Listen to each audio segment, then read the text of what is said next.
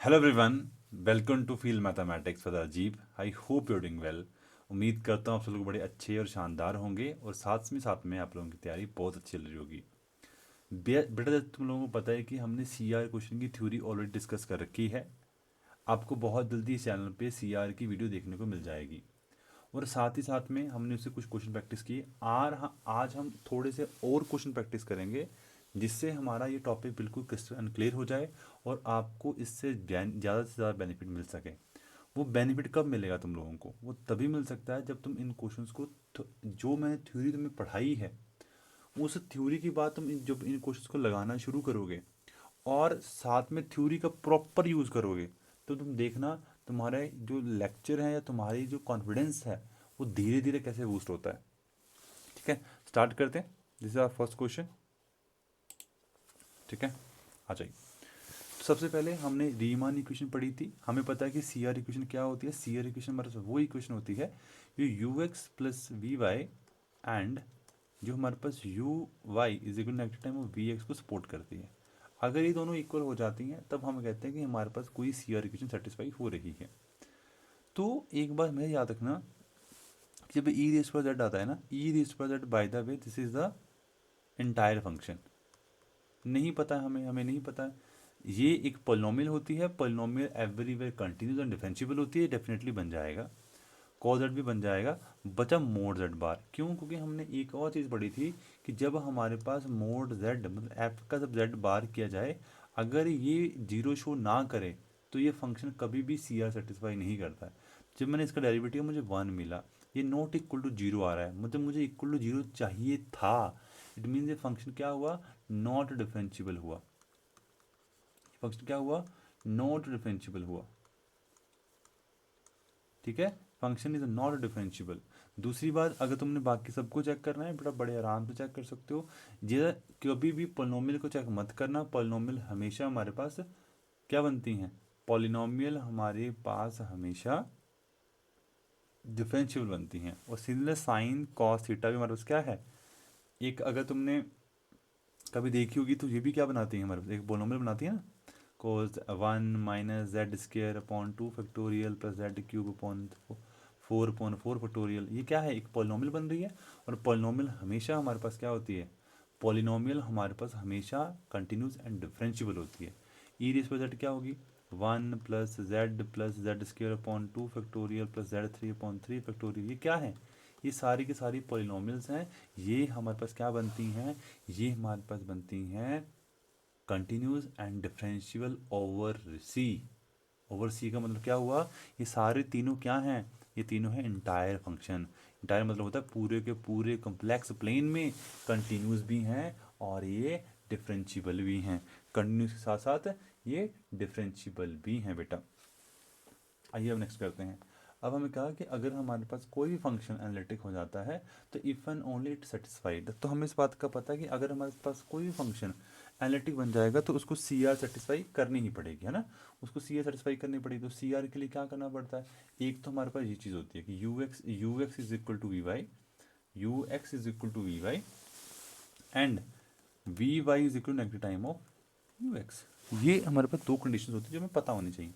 अगर ये नहीं तो ये कंडीशन और derivative of respect to z bar equal to zero होना चाहिए। एक ये कंडीशन, ये दोनों कंडीशन क्या है? ये सी आर की ही कंडीशंस हैं। तो यहाँ पे ऑप्शन नंबर क्या दिया हुआ है? ये बाकी सारे क्या हो गए? गलत हो गए। अगर हमें कभी भी एनालिटिक फंक्शन बनाना है तो इसका मोड जेड बार का जीरो होना कंपलसरी होता है, नेसेसिटी है ये। ठीक है, जैसे हमारे पास ये फंक्शन दिया गया f of z is equal to e z bar. तो जब भी मुझे बार दी जाती है तो मैं क्या करूँगा? डेरिवेटिव कर दूंगा रिस्पेक्ट टू जेड बार। अगर ये नॉट इक्वल टू जीरो आ गया इट मीन फंक्शन डिफरेंशिएबल नहीं होगा। अगर इक्वल टू जीरो बन गया इट मीन फंक्शन डिफरेंशिएबल होगा। तो ई रेस्ट पर जेड बार कर दिया, इसका डेरिवेटिव किया मैंने, मुझे क्या मिला? ई रेस्ट पर जेड बार का मतलब होता है ई रेस्ट पर z bar into one. That is answer क्या बना? E rest z bar. Sir zero कभी नहीं होगा, it means not analytic anywhere. I hope आप लोगों को डेरिवेटिव तो करना आता ही है, इससे इतनी तो मैं तुम लोगों से उम्मीद रख ही सकता हूँ।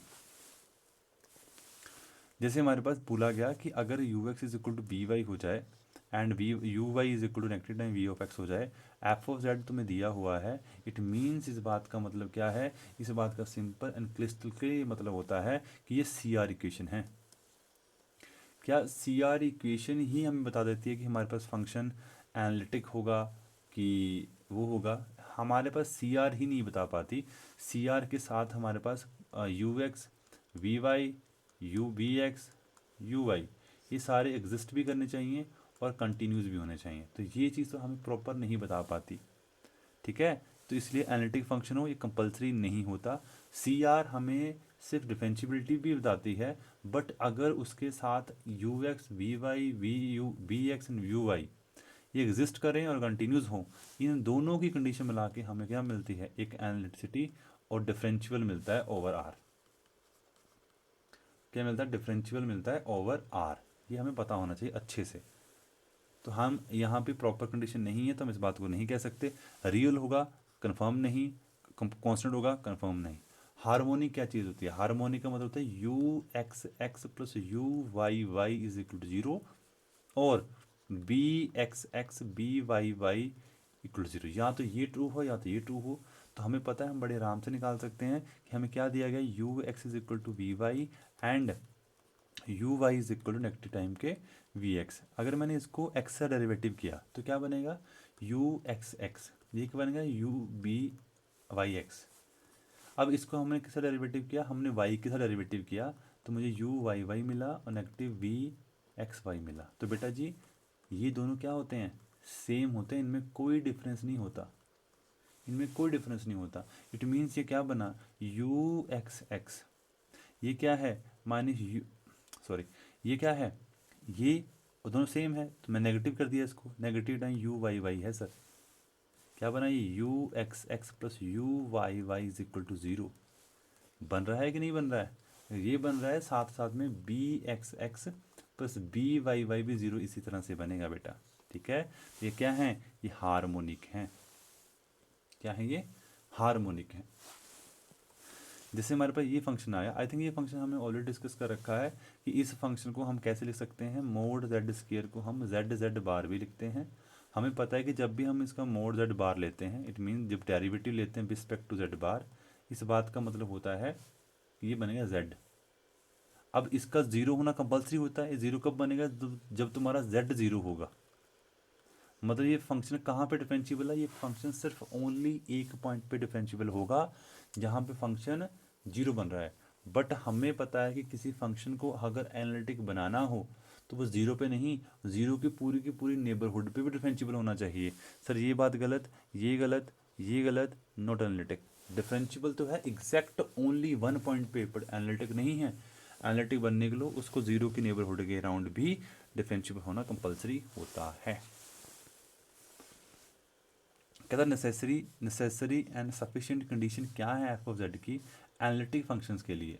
तो हमें पता है कि एनालिटिक फंक्शंस में हमारे पास अगर किसी फंक्शन को एनालिटिक बनना है तो उसको सी आर सेटिस्फाई करनी पड़ेगी, उसका यू एक्स उसका यू वाई उसका v x v y exist भी करे और कंटिन्यूस भी हो, तब हम उसे कहते हैं। तो सी आर सेटिस्फाई होनी चाहिए और साथ ही साथ कंटिन्यूस पार्शियल डेरिवेटिव भी होने चाहिए, जैसे u x u y v x v y is equal to continuous होने चाहिए, और साथ ही साथ में बेटा क्या होने चाहिए, एग्जिस्ट करने चाहिए, कोई भी ऐसी वैल्यू ना आए जो उसको अनबाउंडेड कर रही हो। ठीक है, मैं तुमसे यही बात करना चाहता हूँ कि वो उसको अनबाउंड नहीं कर सकती किसी भी तरीके से। तो ये क्वेश्चन जैसे हमारे पास आ गया, तो सबसे पहले हमारा काम ही होता है कि इसको एफ ओ जेड को यू प्लस यूटा वी के साथ लिखना होता है। सबसे पहले u की वैल्यू लिख लो, x cube minus three x y square, फिर v की वैल्यू लिख लो, v आ गया three x square y minus y cube. अब मैंने इसका डेरिवेटिव किया बेटा तो मुझे मिला u x is equal to three x square minus three y square, है ना। इसका डेरिवेटिव हुआ तो यू वाई क्या होता है, यू वाई होता है माइनस सिक्स एक्स वाई। ठीक है, जब मैंने वी एक्स का डेरिवेटिव किया मुझे क्या मिला बेटा, मुझे मिला सिक्स एक्स वाई। ठीक है, सिक्स एक्स वाई, और मैं जो वी वाई किया मतलब three x square minus three y square. ठीक है, मुझे पता है कि अगर इसको सी आर सेटिस्फाई करनी है तो यू एक्स को वी वाई के इक्वल होना पड़ेगा। क्या इक्वल है सर? चेक कर लेते हैं, ये थ्री एक्स के माइनस वाई स्केयर बन रहा है, थ्री एक्स के माइनस वाई स्केयर बना है, बिल्कुल सर। दूसरी बात कहता है कि यू वाई तुम्हारे पास negative time of v x होना चाहिए। बड़े यू वाई यू वाई क्या है -6 x y, वी एक्स क्या है 6 x y, दोनों क्या है इक्वल आ गए, मतलब सी आर तो सेटिस्फाई कर रही है, ये श्योरिटी है। क्या हमने कोई वैल्यू पुट की, कोई वैल्यू नहीं पुट की, हमारे पास सी आर सेटिस्फाई हो रही है, इट मीन्स फंक्शन एनालिटिक होगा एवरीवेयर। क्योंकि जब मैं किसी वैल्यू को पुट कर कर उसको सेटिस्फाई करवाता हूँ तब हमें कंडीशन चेक करने की ज़रूरत पड़ती है। ये हमारे ओवर एनीवेयर, ये हमारे पास क्या है सी आर है, और हमें दिख रहा है कि सारी क्या हैं पॉलिनोमियल्स हैं। ये अगर ये पॉलिनोमियल्स हैं ये डेफिनेटली एग्जिस्ट कर रही हैं, एवरी पॉइंट पे एग्जिस्ट भी कर रही हैं और ये कंटिन्यूस भी है, क्योंकि एवरी पॉलिनोमियल फंक्शन, मैं फिर लिख रहा हूँ, एवरी पॉलिनोमियल जो फंक्शंस होते हैं इज कंटिन्यूस एंड डिफरेंशिएबल। ठीक है, ये छोटी छोटी चीज़ें आपको अपने माइंड में रखनी है, नोट्स बुक में बना के रखनी है, जब पेपर देने जाओगे तब रिवाइज करना है इन चीज़ों को। कहता फॉर एनालिटिक फंक्शंस के लिए पार्शियल जो डेरिवेटिव आते हैं u x u y v x v y must be continuous and exist. Continuous and exist भी अगर लिख दे तो सोने पर सुहागे वाली बात हो जाएगी। ये सुनो, एक बार मुझे वीडियो चेक करने दो, क्या तुम्हारी वीडियो अच्छे से आ रही है कि नहीं आ रही, ये कंफर्म करना बहुत ज़्यादा ज़रूरी होता है। अगर ये वीडियो ही रिकॉर्ड ना हो तो फिर से रिकॉर्ड करनी पड़ती है पूरी की पूरी वीडियो। ठीक है, और ये वीडियो ज़्यादा लंबी नहीं बनाता हूँ मैं, क्योंकि कोशिश करता हूँ कि छोटी से छोटे टाइम पीरियड पे तुम्हें मैक्सिमम से मैक्सिमम बेनिफिट दे सकूँ। ठीक है, हम अब हमसे फिर से वही क्वेश्चन पूछा गया कि फंक्शन कौन सा एनालिटिक नहीं है। तो सबसे पहले देखना कि कौन कौन सी पोलिनोमियल बन रही है। जो पोलिनोमियल बन रही होगी वो हमेशा कंटिन्यूस एंड डिफरेंशिएबल होगी। जैसे ई रेस्ट पर जेड स्क्र, क्या है ये कंटिन्यूस और डिफरेंशिएबल है। ये क्या दिया है 1 + z + z² upon 2 factorial z3/3 factorial, ये क्या है, ये एवरीवेयर कंटिन्यूस एंड डिफरेंशिएबल है। इसे कहते हैं इंटायर फंक्शन, मतलब ओवर सी पे एनालिटिक बनना। इसी पे कहते हैं इंटायर फंक्शन, ओवर सी के ऊपर एनालिटिक बनना। ये क्या है साइन जेड, इसको कैसे लिखते हैं z-z³ upon 3 factorial plus z5/5 factorial. इस तरह के हमारे पास कुछ नंबर्स आ रहे हैं, ये भी क्या है इंटायर है। ठीक है, तो ये हमारे पास एक बचा। जब हमने इसका डेरिवेटिव किया बेस्पेक्ट टू जेड बार, ये क्या बनेगा सर 1 बनेगा, नॉट इक्वल टू 0 बन रहा है, इट मीन्स ये फंक्शन जो होगा नॉट एनालिटिक होगा। ठीक है, not differentiable at a single point, not differentiable, not satisfied C R equation, not satisfied C R equation. ठीक है, तो आई होप आपको ये अच्छे से क्लियर हो गया होगा। ठीक है बेटा, मैं आप लोगों को सिर्फ एक ही बात बोल रहा हूँ, ठीक है, मेहनत करनी है बहुत ज़्यादा, मैंने तो करनी है, आपने मुझसे भी ज़्यादा करनी है। ठीक है, इस बार हमने चांस छोड़ना नहीं है किसी भी सूरत हाल में, पेपर हमने कोई ना कोई निकाल के ही छोड़ना है, या EMRS हो या HPTGT हो या KBS हो या NBS हो, हमने एक पेपर निकालना ही निकालना है। ये चैनल मैंने सिर्फ आज के लिए नहीं बनाया है, ये चैनल तुम्हारे आने वाले PGT एग्ज़ाम्स के लिए भी होगा, और आने वाले बहुत एग्ज़ाम्स के लिए होगा जहाँ जहाँ हायर मैथमेटिक्स पूछा जाएगा। तो आप लोगों ने इसको सिर्फ एक टेस्ट के पर्पज से नहीं पढ़ना है, आपने इसको हमेशा इस तरह के लिए पढ़ना है कि आपको लाइफ लॉन्ग चीज़ याद रहे। ठीक है, इसलिए मैं आपको थ्योरी भी करवा रहा हूँ और साथ में कंसेप्ट भी करवा रहा हूँ, जो आपको दोनों तरीके से बेनिफिट करे। जैसे हमारे पास एफ ओ जेड होता है, सबसे पहले क्या लिखते हैं इसको यू प्लस एटा वी। ठीक है, जितना मेरी कोशिश हो सके ना बेटा, जितनी मैं एफर्ट डाल सकता होगा। अभी अगर आप मानोगे ना, आपको मैं बनाऊँ, इस टाइम रात के अगर आपको नहीं विश्वास होगा ना, इस टाइम रात के ना 2:31 हुए हैं।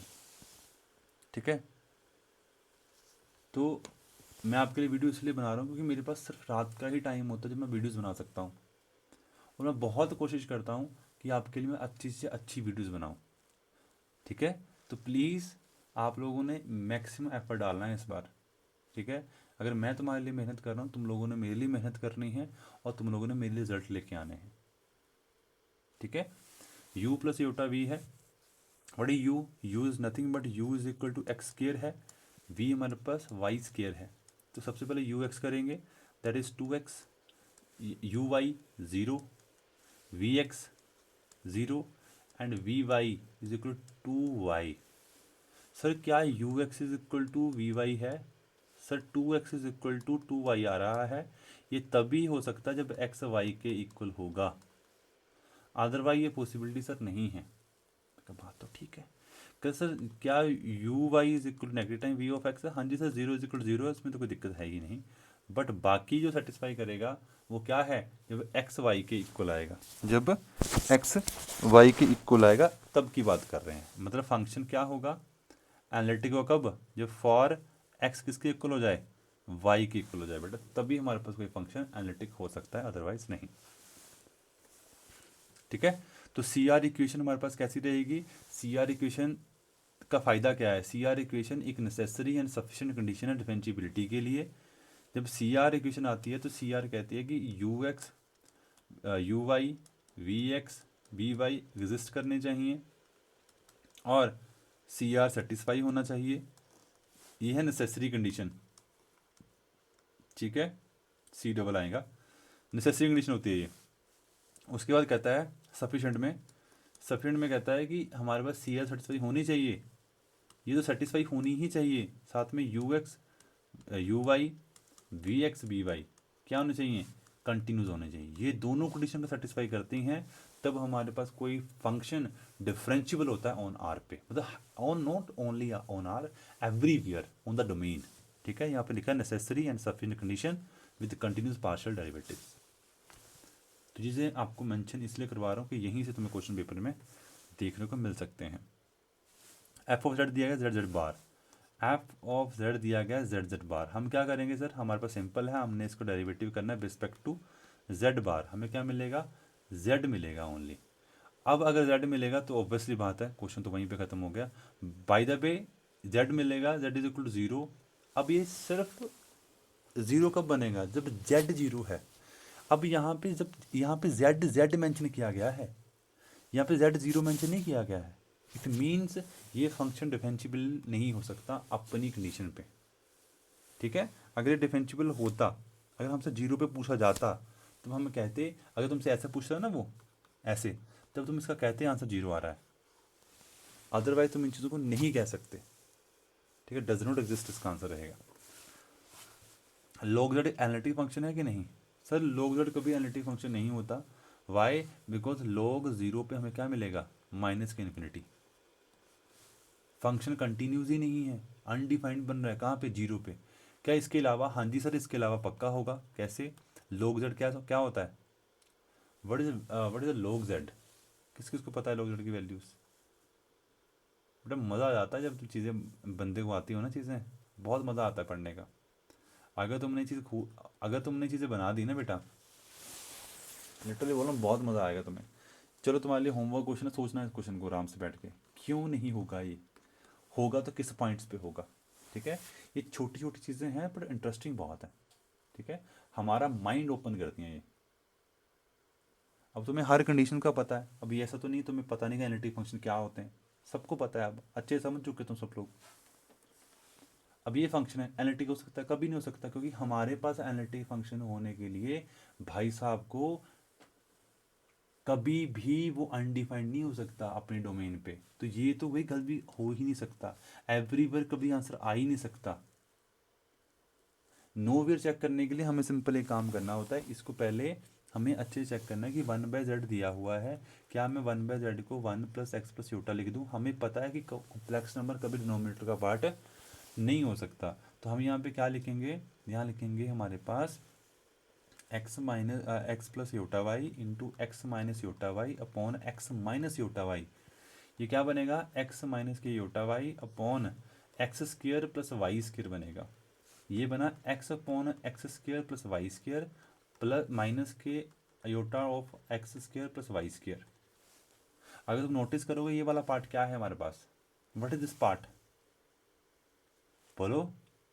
नीचे वाला पार्ट, अब 0 हमने बाहर निकाल चुके हैं, कभी भी डिनोमिनेटर, देखो डिनोमिनेटर कभी आपका 0 नहीं बन सकता, अब नॉट इक्वल टू 0 है। वाई, बिकॉज आपने बोल दिया कि z इक्वल टू 0 वाला पार्ट इसमें है ही नहीं। अगर जेड इज इक्वल टू वाला पार्ट है ही नहीं तो बचा कौन सा, ये वाला हिस्सा, तो क्या रहेगा ये अब ये हर जगह फंक्शन कंटिन्यूस बिहेव करेगा बच्चा, हर जगह, इसमें चेक करने की जरूरत भी नहीं थी हमें, कंटिन्यूस रहेगा, सी आर सेटिस्फाई करेगी, क्योंकि इसको सिर्फ एक पॉइंट पे दिक्कत थी, वो जीरो, जीरो अगर हमने बाहर निकाल दिया तब कोई दिक्कत ही नहीं, तब एक पॉलिनोमियल बन जाती हैं ये।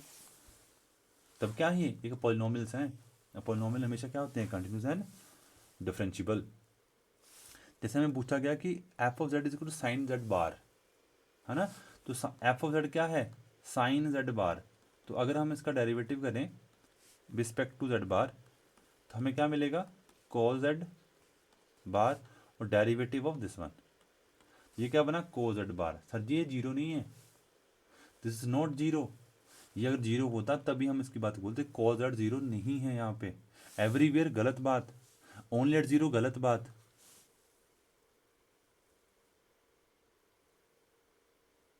बोलो, ये गलत गलत बात, nowhere, derivative exist know where.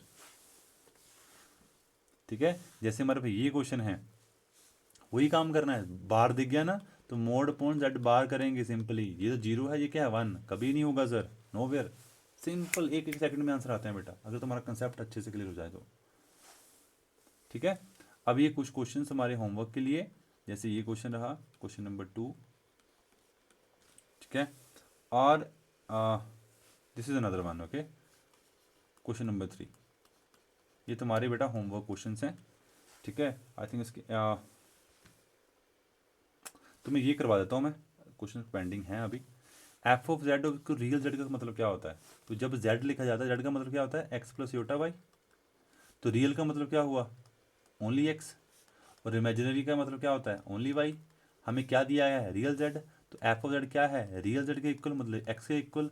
What is f of z, what is f of z, sir f of z u plus iota v होता है, एक्स प्लस योटा जीरो बना, यू क्या है एक्स, वी क्या बना zero,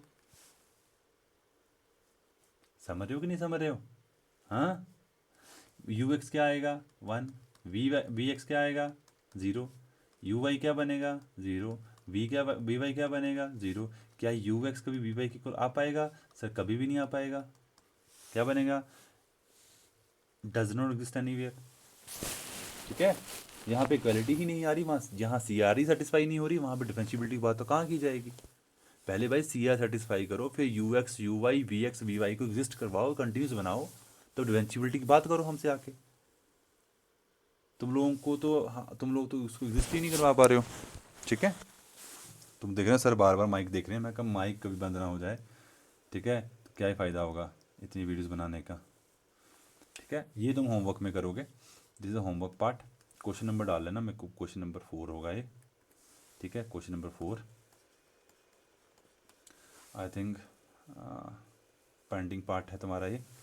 ठीक है, और u प्लस योटा भी एनालिटिक फंक्शन कब होता, जब u and v Laplace satisfy करती है। लप्लास इक्वेशन कौन सी होती है, u x x u y y is equal to zero होना, और v x x v y y का जीरो होना, ये दोनों क्या हैं, लप्लास इक्वेशंस होती है। क्या होती हैं ये, लप्लास इक्वेशंस होती हैं।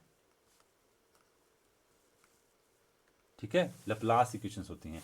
सर कैसे आपको लगा पता, क्योंकि इसने फंक्शन क्या दिया है, एनालिटिक दिया है। एनालिटिक फंक्शन का मतलब क्या होता है कि फंक्शन ऑलरेडी सी आर को सेटिस्फाई कर रहा है।